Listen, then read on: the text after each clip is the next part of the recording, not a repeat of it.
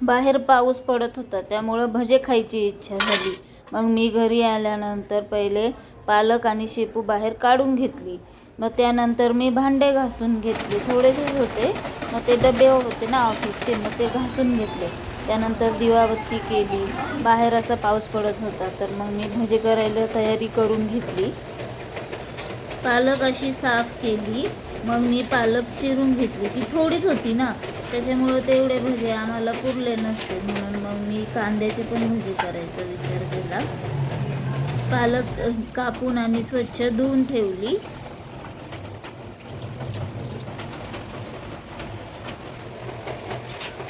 मग मी घेतला कांदा कापायला. एक कांदा ठीक होता दोघांसाठी ना, थोडीशी पालकची भजी होती, म्हणजे भजे करणार होते, मग एक कांदा ठीक होता. मग मी तो कापून घेतला.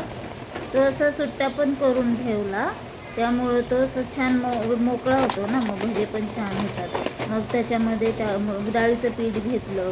मग ते भज्यांचं बॅटर बनवायला घेतलं मी. भज्यामध्ये टाकले थोडेसे जिरे, हळद, लाल तिखट, असं मसाले टाकले, मीठ टाकलं आणि आलं लसणाची पेस्ट टाकली आणि ते छान बॅटर असं करून घेतलं. आणि मग ते भिजायला ठेवलं. भिजल्यानंतर त्याला पाणी सुटतं ना आपोआप, मग ते भजे छान कुरकुरीत होतात. त्यामुळे ते असं बनवून बाजूला ठेवून दिलं. आणि मग मी घेतली स्वयंपाकाची तयारी करायला. मग शेपू पण होती ना, थोडी सुकलेलीच होती, पण खराब नव्हती झाली, चांगली होती, म्हणजे सुकलेली होती जरा. पण मग मी ती घेतली आणि मग ती साफ करून पण घेतली.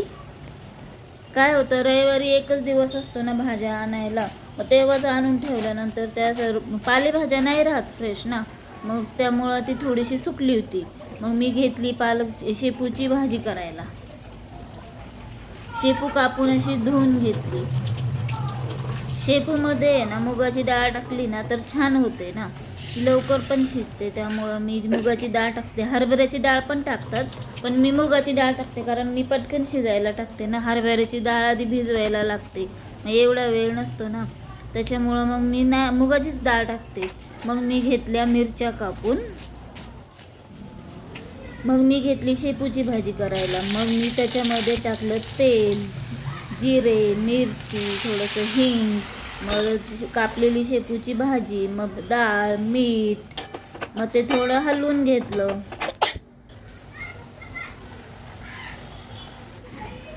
मग मी लगेच घेतल्या भाकरी करायला. मग भाकरी काय 3च भाकरी लागतात दोघांना, 3 ठीक होतात. मी अशा पोळपोटावरच भाकरी थापते, मला पोळपोटावरच जमतात ना, त्याच्यामुळं मी पोळपोटावरच करते. नाही तर माझी भाकरी अशी ताटातून उचलली नाही जात, मग ती फाटते, म्हणून मी पोळपोटावरच करत असते. तेवढ्यात आला महाराजांचा फोन. त्यांना यायला उशीर होणार होता. मग आता लेट नाही, 10-10:30ला भजे काढायचे, त्याच्यामुळं मग उशीर झाला असता. मग मी लगेच भजे तळून ठेवले. मग आल्यानंतर मग खाऊ म्हटलं. पालकचं बॅटर भिजवलेलं होतं ना, मग ते असे छान कुरकुरीत भजे झालेले होते, ते काढून घेतले. मग घेतले कांद्याचे भजे बनवायला. त्यामध्ये पण परत थोडं डाळीचं पीठ, मीठ, मिरची घालून ते बॅटर बनवून घेतलं. ते पण थोडंसं भिजायला ठेवलं होतं. मग मी घेतले भजे तळून.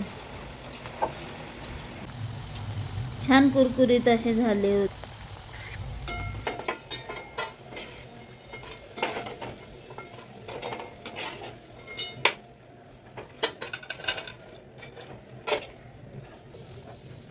बघा किती छान असे झालेले आहेत भजे. मी घेते आता किचन ओटा साफ करून, कारण मला आता वॉकिंगला पण जायचं आहे ना, त्याच्यामुळं मग मी म्हटलं घ्यावं, जरा साफ करूनच घ्यावं. मग मी गेले वॉकिंगला.